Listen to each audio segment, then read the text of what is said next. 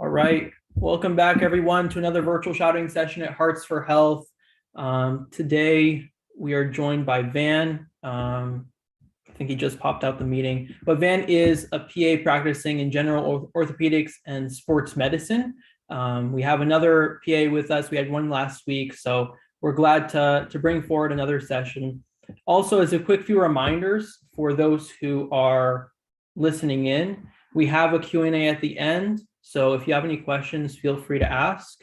And you can just really type them out and we'll be able to get to them after the presentation with any time that we have. Also, to stay updated with future shadowing sessions, feel free to either follow us on Instagram or join our listserv. Our listserv is, you can join it either through emailing us or through our website. Either way works. And it's just a place where we post flyers, just like you might have seen on Instagram, weekly. Tuesday is usually the day that we'll be sending them out. And then from there, we will also include some opportunities as applicable. If we have any other programs that are going on at the moment. Though to join our listserv, you can either email us at shadowing.h, the number 4h at gmail.com with your name and email to ask and be requested that you join the listserv, and we'll add you on manually. Or you can just go to one of our web pages, any of them, scroll to the bottom, and there's a subscription form on the left-hand side. Fill out that subscription form, click submit, and you'll be good to go. Those are two ways that you can stay in tune with us, Instagram and our listserv. But if you do have any questions outside of that, feel free to send us an email at the same email I mentioned earlier, and we'll be able to answer any questions that you might have. I do have a few things to mention about the quiz and certificate later on. So if you're wondering about that, just hang tight to the end of the session and I'll address that. But with that said, Van, feel free to take it away. Are you able to see my full screen okay? Right now it's on next slide. Let me swap it. How's that? Yeah, perfect. Okay, cool. All right, guys, thanks for being with me tonight. Welcome to another virtual shadowing session. My name is Nguyen. I'm a physician assistant. As you can see, we'll go through this. That is my social media in case you guys want to contact me. Feel free to shoot me any questions that you have. I'll be happy to help. Okay, quick disclosure. The advice I give you is based on my own personal experience and what I learned from my colleagues, as well as my own reading. And my opinion doesn't represent for other PAs or any institution. Okay. Quick background about me. I was born and raised in Vietnam. Immigrated to the U.S. when I was 10. I'm the youngest of 4 children and the only one that's in medicine. So those that are from the Asian background, you know how it is for parents to want you to go into medicine. I did my undergrad at a community college, and then I transferred to Howard University, where I got my bachelor. I later went back to Howard to get my physician assistant study, and then I got my master in Touro College later on. I think in 2019 is when I got my master. In terms of jobs, I'm a orthopedic PA. I've been an orthopedic PA for over 6 years now. I did a combination of both surgery as well as the clinic. And then one of the other thing I got a chance to do is got into the business side. In my 5th year, I was with a different group. I was able to open up a satellite office and then kind of learn the business side from the ground up. Currently, then I transitioned into more so urgent care. That's what I'm currently doing now with Concentra. They more occupational medicine and urgent care. And the reason why I did that is I basically wanted some change, and I wanted to utilize all that medicine training that I had back in school. So I want to go. I was too specific when I started out with orthopedic, and now I wanted to go broad. So that was the idea there. But my what I have coming up is I'm actually transitioning into travel PA. I'm in the process of setting that up. This is the reason why this is all my hobbies. The reason why I put this slide here is basically as a reminder what's being a PA enabled enabled me to do. And then, this is one of the reasons why I pursued the PA profession, that it allowed me to do all the things that I enjoy. Since this week is PA week, in case you didn't know what a physician assistant is, our name is actually changing to physician associate. Now, the Congress passed the bill, but they're in the process of legally changing it. So a physician assistant is a medical professional, okay, who is trained to practice medicine in all specialty or setting of medicine. We see patient, we diagnose, we counsel patient on the condition, we explain to them what's going on, we tell them about the treatment plan, we provide the treatment ourselves, provide counseling, education. In addition, we order labs, interpret imagings, order imaging, perform procedures, and prescribe medication, and we assist in surgery. One other thing, guys, I'll probably just ignore this slide. It's just for your information, but there is one slide that I want you to pay attention to, and I'll tell you when it comes up. Okay. As for questions, feel free to leave your questions. I think Michael will relate it to me as we go. So a quick background about the PA professions. First PA program was started at Duke University by Dr. Eugene Steed in 1965. Quick fact, I actually met a PA that was in the second class at Duke University. So this guy has been a PA for 52 years. So it's pretty awesome to meet him and work with him. And he actually helped started the PA program at George Washington in DC. So the PA program was profession was created basically two ideas. There was a shortage of primary care physician at the time, and then there was a lot of Navy corpsmen, military corpsmen that had this medical training. So Dr. Steve saw the opportunity to utilize their skill, and as well as reintroducing them into civilian life. So now and as well as to increase more providers to support the shortage. So the combination of the two ideas there help bring the PA profession about. Requirements for being a PA.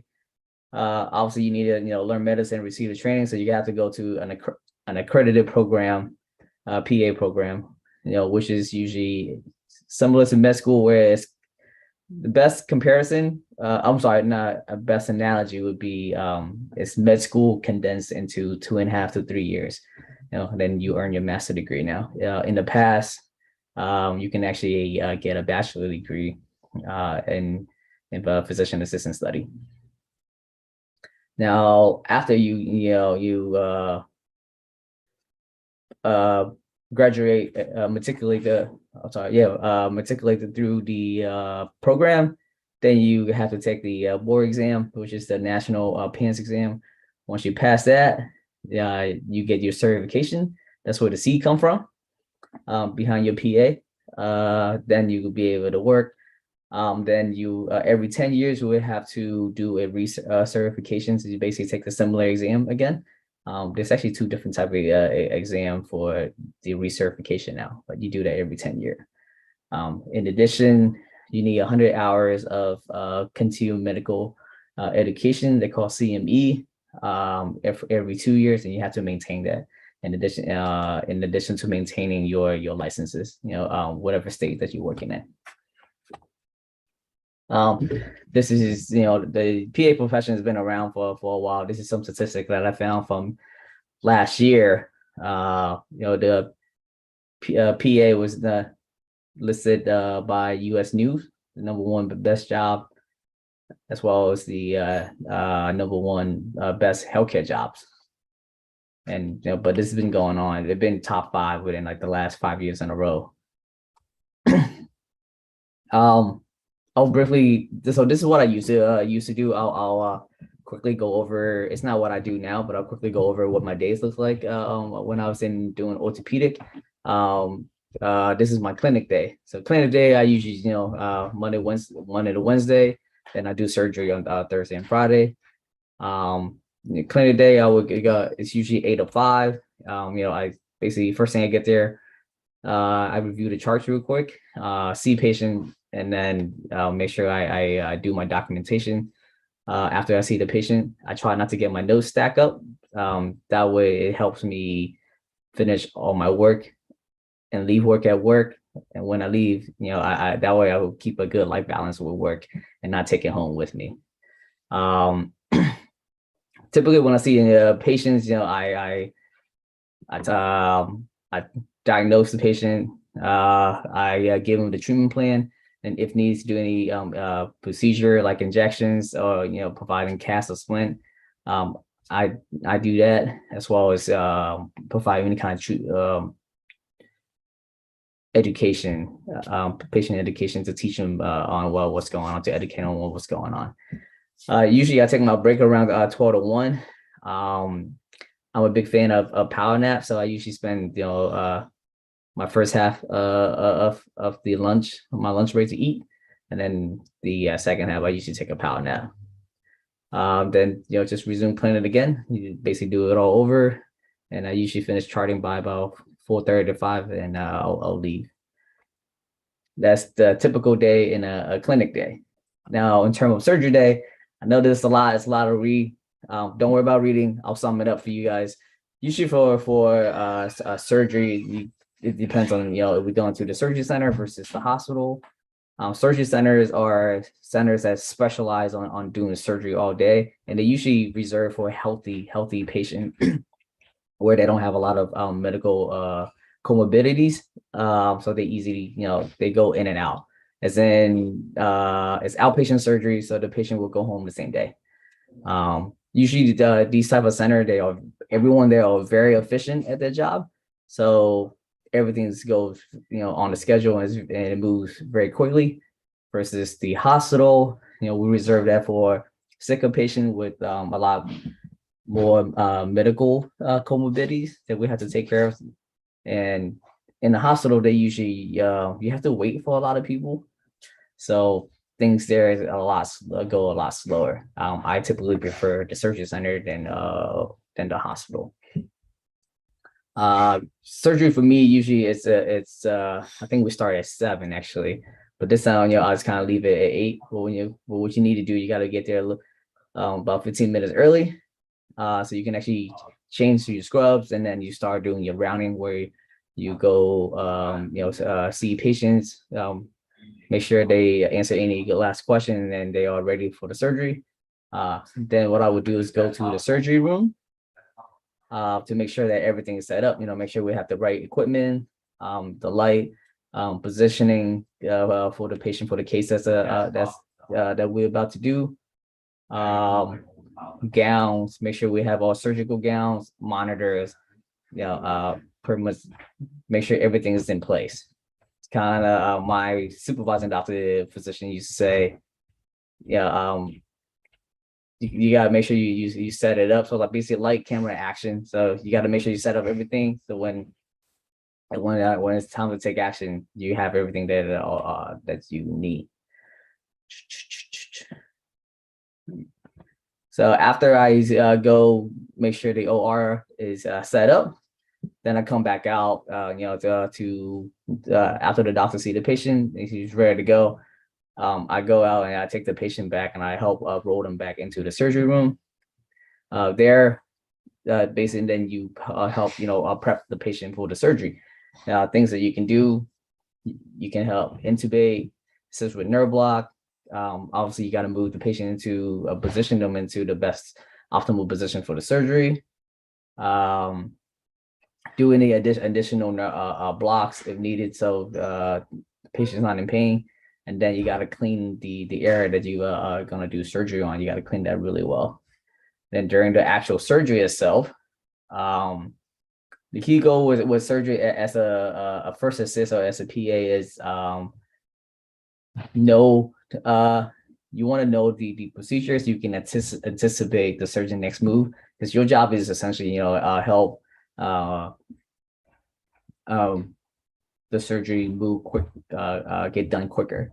And then, so typically the surgeon would do start up the surgery, and then PA would usually do the closing at the end. So he leaves the room, surgeon gets done, he leaves the room to do the charting, and then the PA would usually will close up the patient, meaning, you suture up the incision, apply any bandage, brace, you wake up the patient, take them back to the recovery room, and then you put in any additional orders like medications and discharge paper, so they can get ready to leave. And then you do it again for the next patient until you are done.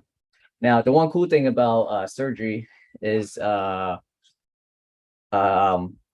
days can be short or long, meaning, but usually we get out pretty fast. If we start at 7 a.m., we'll probably be done by 2 p.m. at the latest, depending how many cases we do. But then I can get the rest of the day to myself.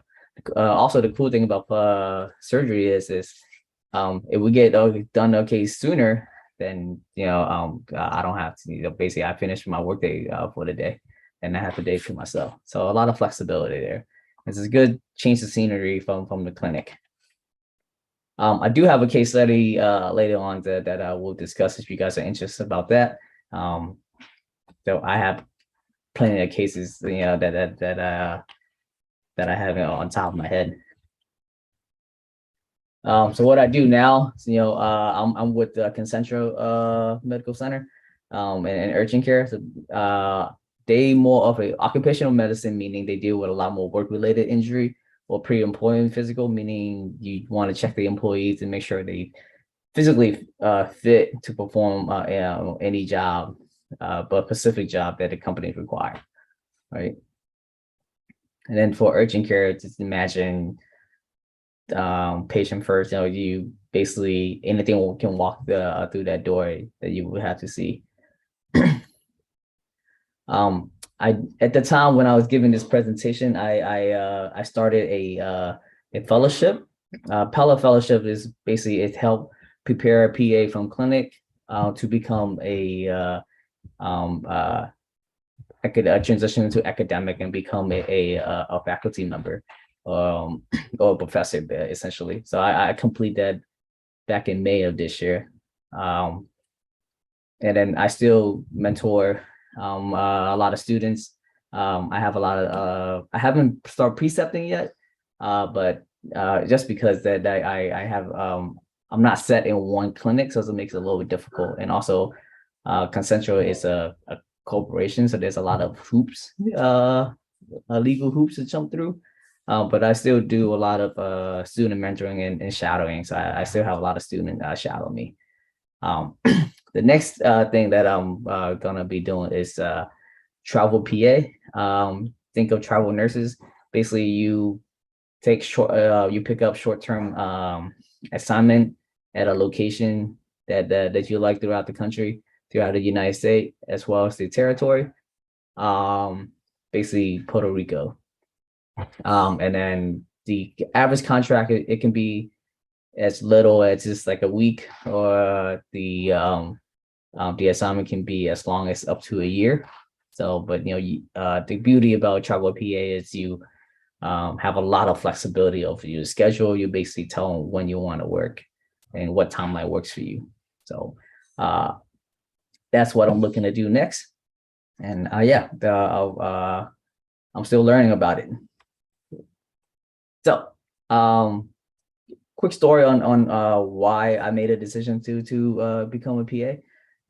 If I'm being honest, I knew I couldn't rely on my parents, coming from an immigrant family. My parents was older. They basically came here with nothing. And they had to work a lot to put me to college, as well as my siblings. So I inherently knew, like, all right, I can't rely on them. I have to do something for myself.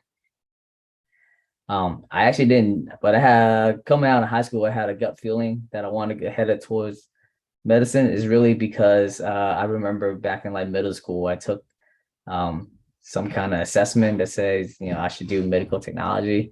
I changed my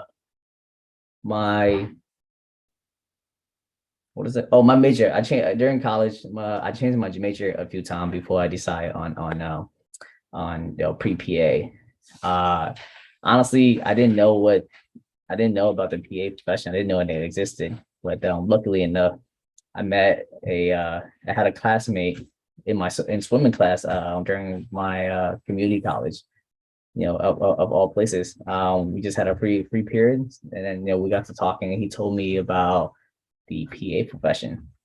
It piqued my interest. I didn't know what it was, but it piqued my interest. I went home, I Googled it, and then I decided to volunteer in the hospital where I got the chance to work with a PA. And honestly, I just saw how happy he was, and then his life sounds awesome. That was the key moment for me, and that was like I don't I'm not sure what his job, this profession is, but I know I want to be happy like him, and I think I can be happy like him by doing this.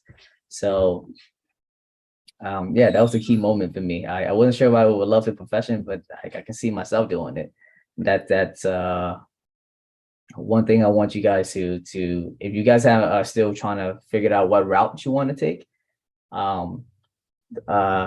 see if you can find a moment at when you reflect and see if you can picture yourself doing that job. But the main reason why I picked the PA profession is for practical reason. It matches up with my lifestyle the most. It gives me the financial security and the ability to live to live my life like how I want to. Basically do all the hobbies that I listed earlier, do all the things that I enjoy. Now, sentimental reason that actually I realized that later on. I didn't realize that until after I started working. But first thing, making my parents proud. And then the for mentoring, really two reasons why I wanted to, but I enjoy mentoring. I mean, this is cheesy, but I really do find joy in helping our students and then seeing them flourish and develop, as a person, and then also professionally. I don't know, it just makes me happy and fulfilled. The other reason is I wish I had a mentor like myself when I was, in this position. So I'm basically kind of giving back and becoming a mentor that I never had. These are just other options, healthcare. If you're still thinking you want to be in healthcare, these are just other options in healthcare that you guys can explore. Now, again, it does need, you do need I do recommend you taking some time to do some reflection, and then just kind of help figure out which direction makes sense to you. The next slide is one I'm really proud of. The next slide. This the next slide I do want you to pay attention to. This is the only slide. This is the only slide that I want you guys to pay attention to. Basically here I compare the three most common route was MD medical school, it's a PA, and then a nurse practitioner. So we'll go over MDs real quick. MDs, it's usually 6 or 7 years, and the minimum of 3 years of residency. That's actually just the minimum. So 10 years in total. Honestly, in reality, is actually longer. Obviously MD would have higher salary, better prestige, is globally recognized. You can basically practice anywhere in the world, essentially. That's why they have travel doctors. They are independent sole practitioner, but they do after med school, they do require to do residency. So, because of a lot of time that are involved, you do have to make a lot of sacrifices. And med school is expensive, so there is a high debt. Now, and then once you pick a specialty, there really isn't much room for flexibility and switching your specialty. there are some room when you're in residency. When you're in residency, if you don't particularly like what you're doing, you can actually switch. I had a, excuse me. Well, I have a personal friend that actually did that. She was in surgery and she was like, well, you know what? That's not the lifestyle she wanted. So she transitioned into internal medicine, which I thought was pretty cool. Now, PAs and NPs are very similar. They both consider mid-level providers. In terms of degrees, and NP, or at least you need to have at least a master, or it can be a doctorate. Now, in order to become a NP, you need to be first become an RN, like a registered nurse first, and then you can go to NP school. NP school and PA school is roughly about the same.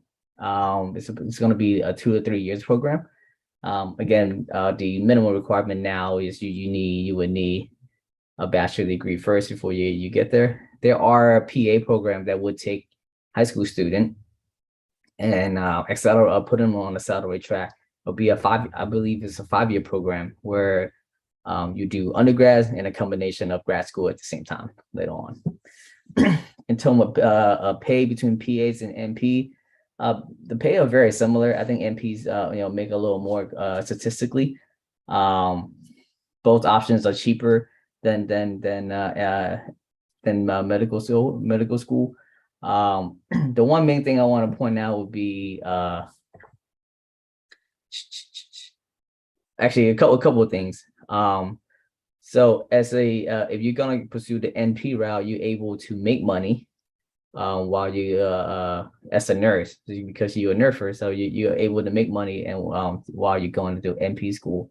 Whereas if you're taking the PA route, they usually don't encourage you to. It's not like you can't work, but the workload is pretty significant. And it's a lot of studying, so they don't encourage you to work while going to PA school. That doesn't mean you can't. That's just that's come down to you. The other thing is the flexibility. So both PAs and NP actually have flexibility of lateral flexibility, meaning they can change from different specialty. It's just that for PAs have more flexibility than NPs. Usually for NP, they would have to require to do additional board certification when they decide to change profession. I'm sorry, not change profession, but change specialty. Usually that would take anywhere from it could be 3 months to 12 months to 18 months. It depends. What other difference I want to make? NPs are not trained to do surgery, unlike PAs. So as a PA, I am trained to do surgery. So that's probably the biggest thing that I noticed the difference. Both you don't have to do residency, or residency is just an option. I'm not sure if NP is open to foreigners or not, but I know the PA programs are. PAs are not globally recognized, but as of 2018, there's more than 15 plus countries that have something like a PA, or like in the UK, we know that a physician associate, and that's actually been around for quite a long time. There's technically no MD title, medical doctor behind a name, but you can still get your doctorate and basically anything that you want. Most of the PA I know that will get a doctorate, they tend to get a PhD if you're thinking more academic, or you get a DMS, I believe, so Doctor of Medical Science. And to my knowledge right now, there isn't a bridge program that help bridge PAs to go to the medical school. I think you basically have to do the process over. You have to apply for medical school, go to medical school, and then go through the training. Okay, so if you guys lost, hopefully this slides will help you kind of narrow it down. When you can see a compare and contrast in all 3 different professions, then hopefully that can help you make a decision. In terms of lifestyle, lifestyle is just what you really make it. A lot of when you talk to a lot of PAs, they'll tell you that the lifestyle that they live, and really, that's, like I said, that just come down to what you make out of your life. You make time for things that you like to do, then that's, so whatever makes sense to you, that's basically what lifestyle is. It's just up to the person. Quick closing remarks. So whatever it is that interests you, I highly encourage you to go explore it. Google, read about it, talk to people. Better yet, find someone that's in that field, go talk to them, or better yet, spend half a day to a day with them. Like volunteering, interning, shadowing, so you can see yourself to if you like it or not. And then after that, after you're talking to them, I encourage you to actually reflect on that experience, so you can actually ask yourself, like, hey, is this something that you see yourself doing?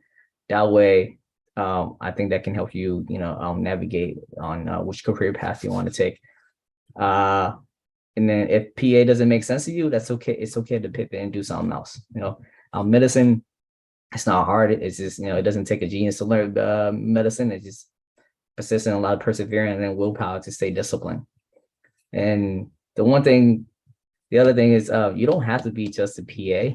This can just be a foundation or a stepping stone that helps you set up to your next passion or whatever your ultimate goal is. So I have a friend that he's always been a big fan of what is it? He's always been a big fan of fashion. So he is a PA, but his side gig, he has a fashion clothing line. So that's pretty cool. That's the PA profession will give you that financial stability and financial stepping stone, so you can go to a different route. It's something that makes it just makes sense to you. There's a PA online. I forgot her name, but her handle is Your PA Mentor. She basically is a PA and then decided to become a digital nomad. She moved from the United States and living in Thailand with her family right now. So being a PA doesn't have to be your end all be all. Cool. I don't know if you guys want to do questions real quick, Mike, or did you want to move on to a case study? I do have a case study next. Yeah, maybe we can go through just a few questions. Yeah. Let's take a break and just do some questions. Go for it. Yeah. So the first question we have is, when you're going through your background, you mentioned you went from PA school and was then able to, get into practice. We know that there's, from past speakers, they mentioned that there's actually a residency director as a PA. So I was just wanting to ask, which specialties require a residency, or just to begin with, is a residency optional in general?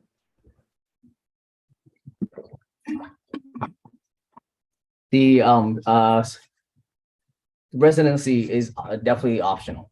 So I don't particularly think there's any specialty that require a specialty, a residency prior to it.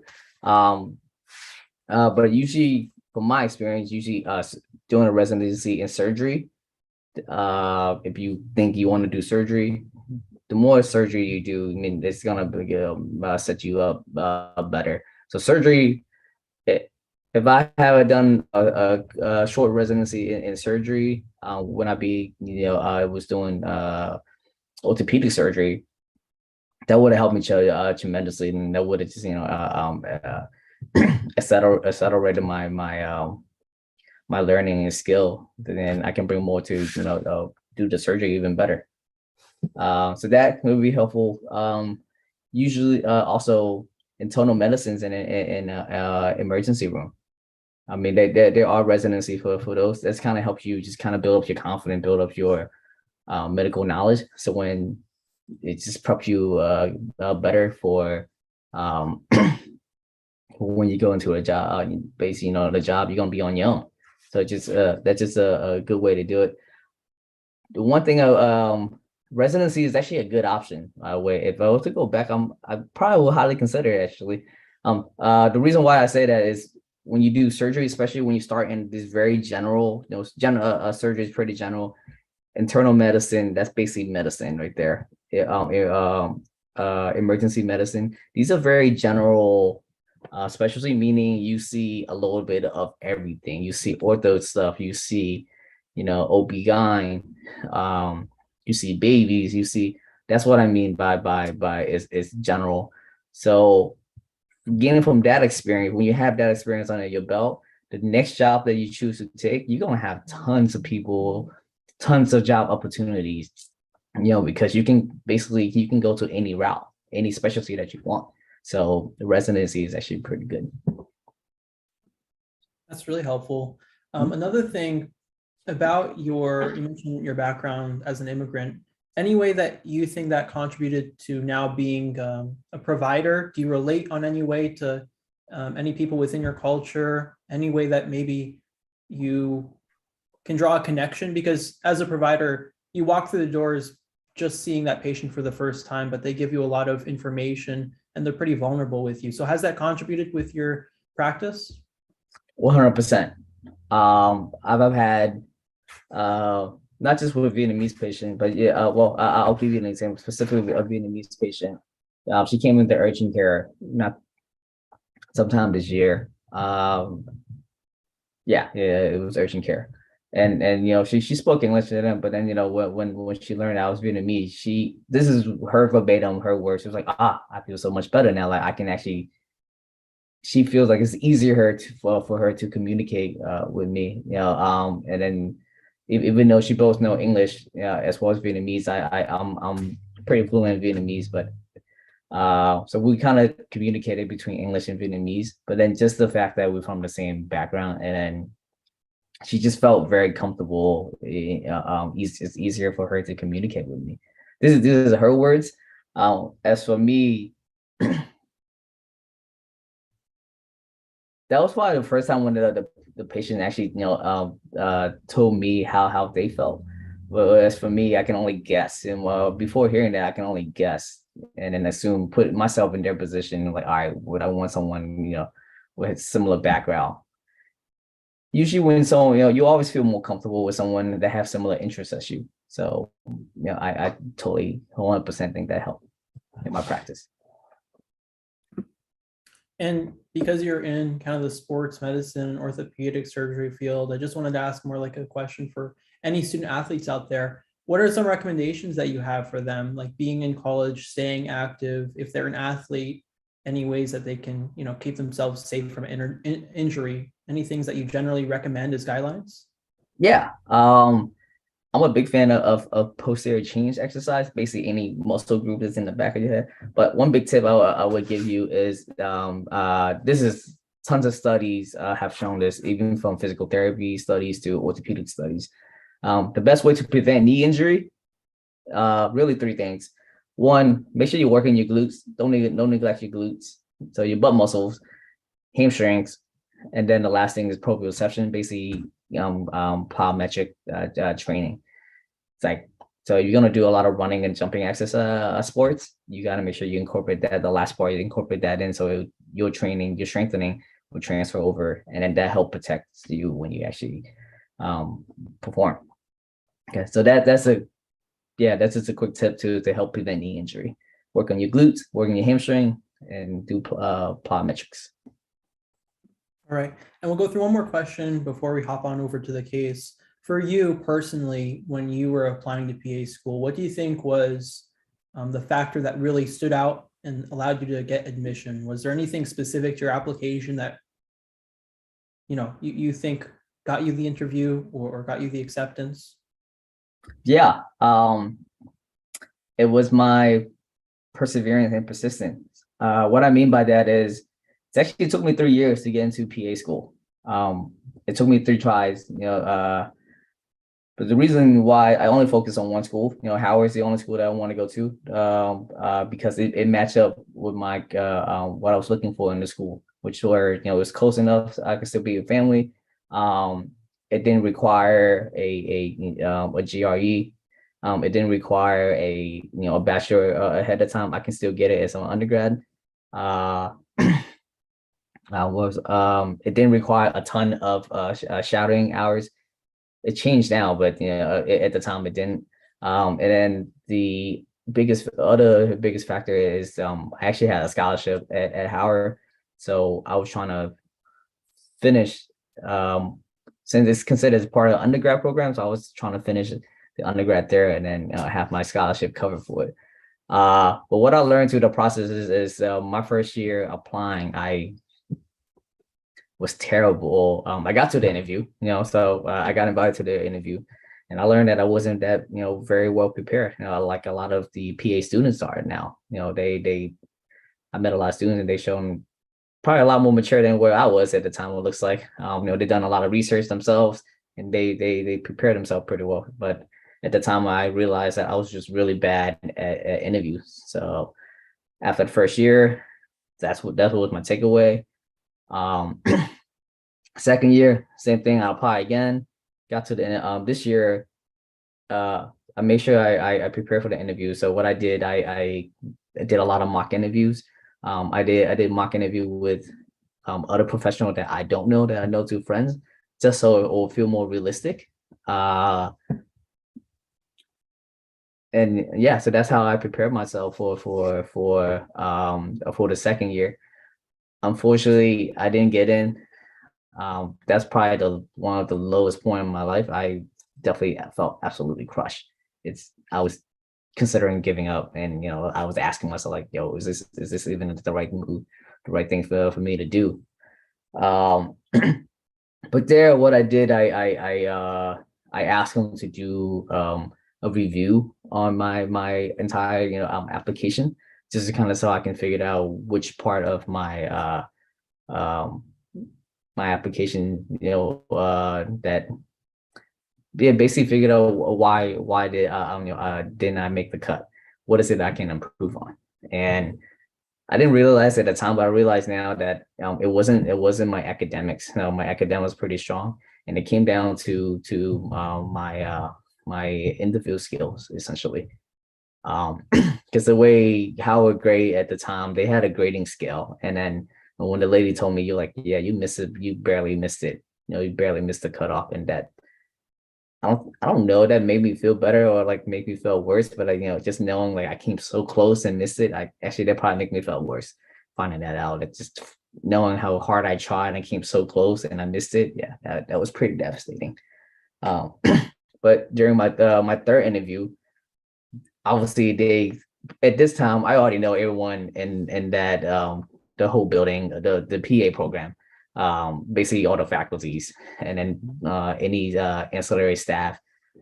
They all know me, and I know a lot of them too. So basically, during my interview, the first thing they asked me is like, "So, this is your third time applying?" So I think that's what I meant by my perseverance and resiliency. That they obviously see my application again. They're like, "Oh my God, this guy is applying again. Like he failed twice. That 2-3 years ago. Like what is he still doing?" So personally, I think that's what made me stood out. And then looking back now, it's just the accumulation of the experience that I went through from year 2 to year 3. What I did was I was actually outside of for my work. Actually, I was actually in a supervising position where I had to interview people, so I get to practice this skill. Again, I didn't realize that at the time. This is me, reflecting years later. I was like, oh my God, those moments actually come in handy, that those little skills. So you're never gonna know this little experience that you're going through right now can actually help you, sometime in the future. And yeah, because I was able to practice this the interviewing skill. So during the interview itself, we had a round table. Basically, all the applicants sitting in one round table. There's like two of the faculty member, and then they would ask the group the question, and we just go around. You raise your hand, you answer the question, and you answer the question. And I remember in that moment, I realized that a lot of the candidate around me, their answer was very generic. It's literally what they think the program wants to hear. They're like, you say the same thing that that last person said. The next person, you say the same thing she said. And I was like, wow, they didn't feel very genuine. They just sound very rehearsed and very generic. But for me, I I kind of just stuck to my own personal experience. I just utilized that, and I think that's actually helped me, so I stood out. So for interview, when you guys get to the interview, I highly recommend you just use your experience, stick to what you know, and that's how you can stand out compared to the other applicants. Sorry, that was a real long answer to that question. No, that was really great. I mean, hearing the background behind, what resilience means to you. I mean, there's years behind that word right there for you. So Yeah, that's really inspiring, honestly, to hear. I'm pretty sure for at least one of the people listening out there, it's much needed. Resilience is the theme of really any journey, whether you're pre-PA, pre-med. It's many years behind that journey. But yeah, thank you so much. I guess we'll hop on over to the case now. Sure. So this case study, it's actually a very generic case that I saw. I have tons of cases, but we can go over this real quick. So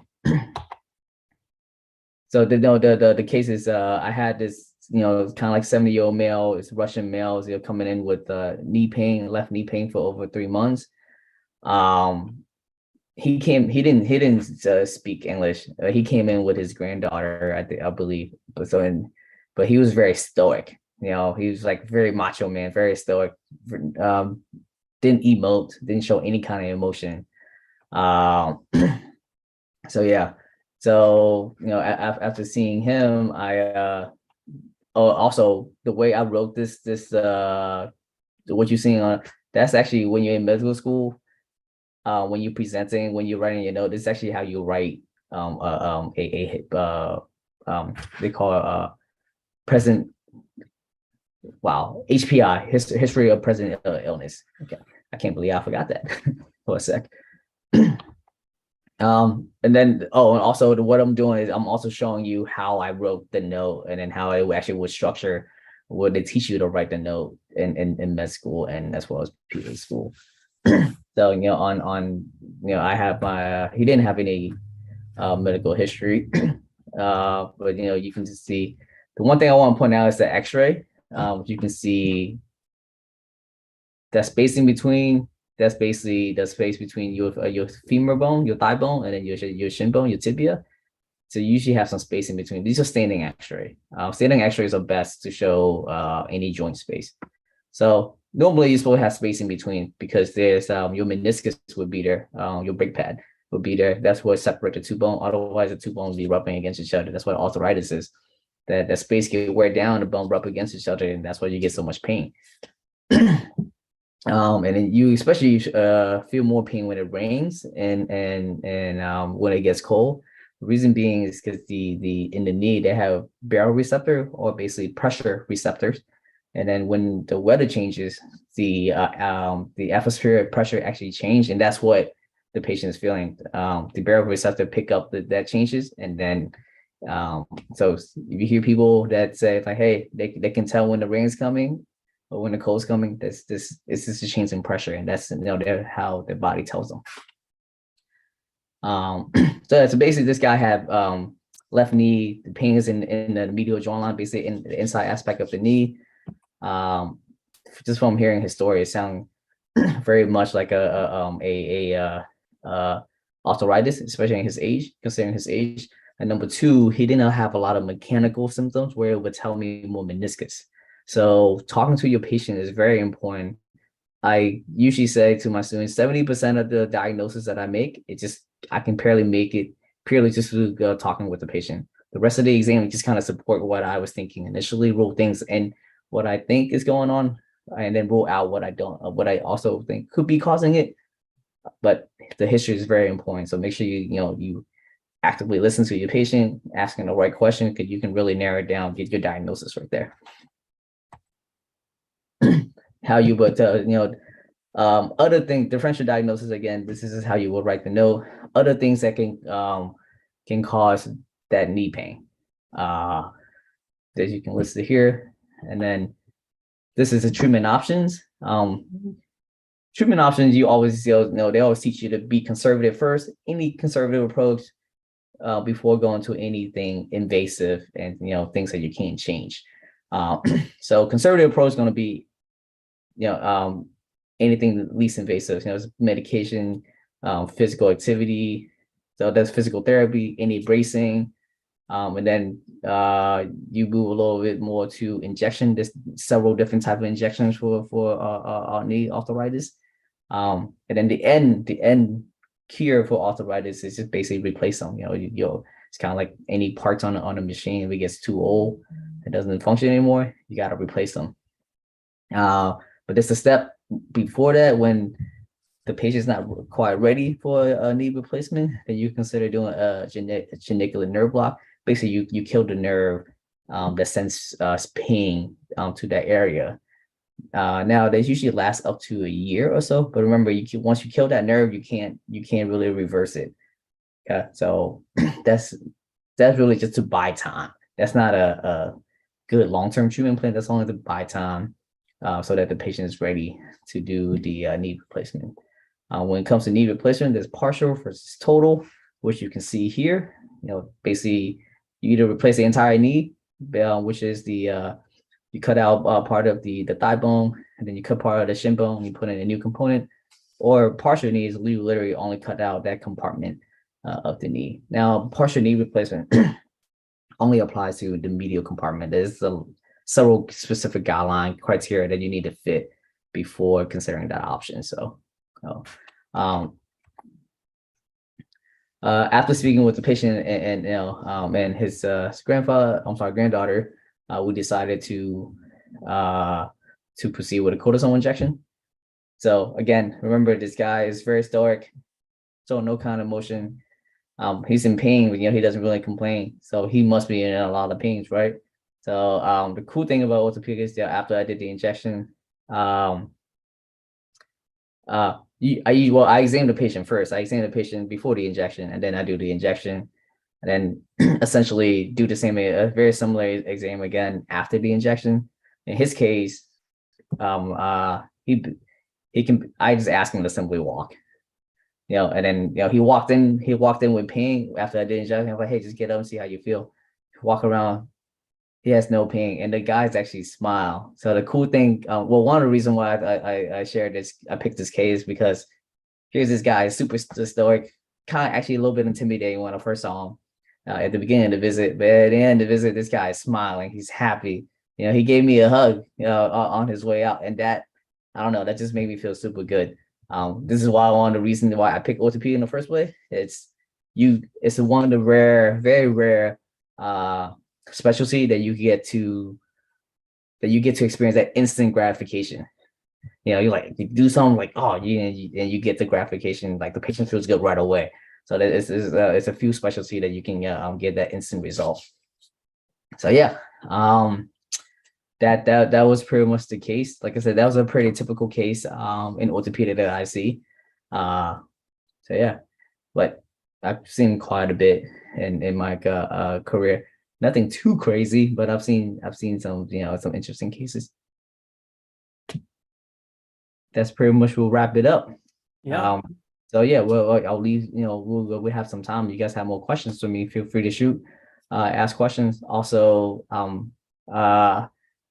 you can always contact me to my social media. Usually my Instagram. I'm pretty good at answering messages, and I actually have a lot of students that reach out to me through that to help them, along with their pre-PA journey.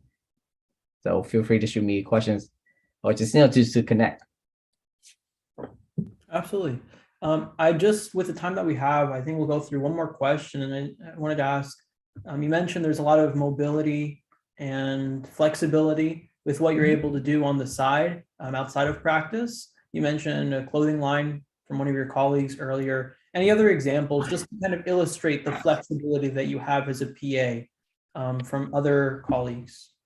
So when most of the time when PA refer to flexibility, they usually refer to the lateral flexibility movement within the profession itself. So basically changing from one specialty to the other. That's usually what they refers to. In terms of lifestyle, flexibility outside, that just come down to the setting that you work in. If you work in, obviously, if you work in the ER, you can block your schedule better. So it really comes down to how you want to set up your week. I mean, I know PAs that work 312 per week because they want to have more days so they can do other things that they want, other things they pursue. One thing that I would try to do maybe in the future would be running a business or owning my own practice. So as a PA, I can actually own my own practice. But that comes down to depending on what state you're in, and then the legal stuff. So if you an entrepreneur type or a business type, you can venture out to that. If you are the artist type or the creative type, you can do just like social media content. Become a digital influencer. The many options. Oh, obviously you can see academics. Academics like a very obvious route that you can move to. Another question, just before we wrap up, when you mention opening up a practice as a PA, under that, would you have like a supervising physician amongst all the PAs that are involved? Would you have to hire as kind of like a required part of getting practice initiated? Would that be part of it? Yep. So it's the law it's a requirement for you to have a supervising doctor, so you can actually for yourself, actually, not even for the PA, but for yourself. So you do have to hire a medical director and MD to be your supervising physician on paper, at least. So they don't actually have to be in the clinic themselves. But then no, that comes down to the legislation, like the requirements. How often do they need it to be in the office? How often do they have to review your chart and such? So yeah. But to answer your questions, you do. When you open up your practice, you do need an MD to be your supervising physician. Okay. Yeah. But like opening up a practice and like you mentioned, lateral mobility, there's a lot involved there in terms of pros for being a PA. And we really do appreciate you getting together this set of slides here, especially the comparison you mentioned between MD, NP, PA. That was really helpful. I'm sure there's a lot of students, and we've had questions in the past too, from students just unsure if this road or that road is best for them. They know healthcare is the right way, but just what position exactly, what role suits them. So this was a great presentation. Thank you again so much, Van, for all the information. It was inspiring to hear your background story, resilience behind it. I do have a few reminders for students before we wrap up. So like I mentioned at the start, we do have a system where you can earn credit for your attendance, and that's through our quiz. That quiz is now posted in the chat box. You can click there, or you can log on to or just click onto our website. It's also available on our website under the virtual shadowing page. If you scroll a bit down, you'll see a Monday quiz and a Thursday quiz, because we do have sessions for each of those days. So if you could hop on over to our Monday quiz, click the button, it should be on the left for Van, and you'll be directed to the Google form link. That Google form will be due this upcoming Sunday, October 16th at 11:59 p.m. Central Standard Time. So be sure to get it done by then.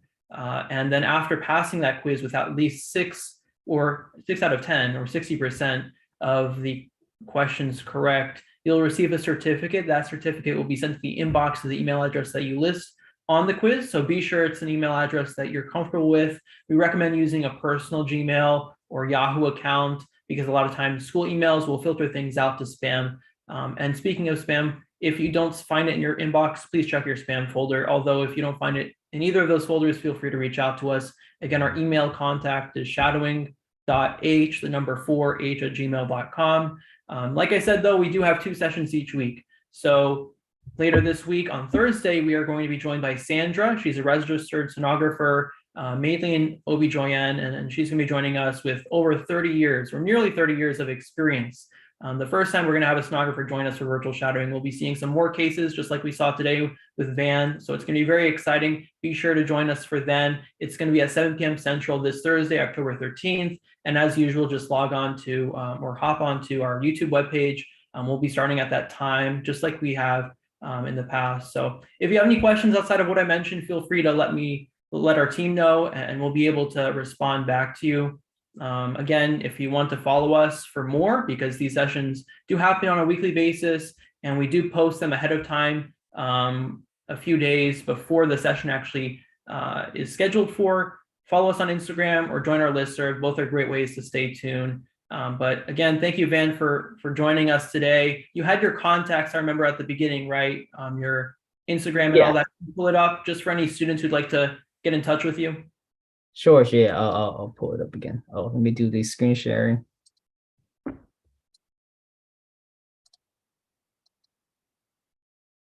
You able to see it? Yep, perfect. Okay, yeah. Perfect. Yeah, so if anyone wants to reach out, feel free to shoot Van a DM, and I'm sure that he'd be more than happy to help. Again, thank you so much. It was really an informative session. I'm so glad we had another session with a PA. We have a lot of pre-PA students out there that are really enthusiastic about these sessions. So I'm sure that they would be saying the same. Many thank yous to you, Van. But yeah, we will be seeing all of you later this week on Thursday, and hope everyone has a great rest of your night. All right, take care. Thanks for having me, Mike. Thanks for setting this up. This is a beautiful thing that you are doing. It helps, kind of doesn't help just you. It helps a lot of people. There's a lot of students and a lot of people that are in a very similar boat, trying to struggle to kind of figure out what route they want to do. So this is a beautiful thing that you're doing, kind of bringing everyone together. Thank you for having me. Now, I know I probably spoke pretty fast during the presentation. So like I said, if you have any questions, feel free to reach out. And one quick shout out to one of my students who attended the tonight's sessions. Shout out to Ang. We actually connected to social media actually from last year when I did this presentation. He's currently in PA school now. So I know how difficult it is. So I'm really happy that he found time to join us. So yeah, guys, again, thank you for your time. You guys have a good night, okay? All right.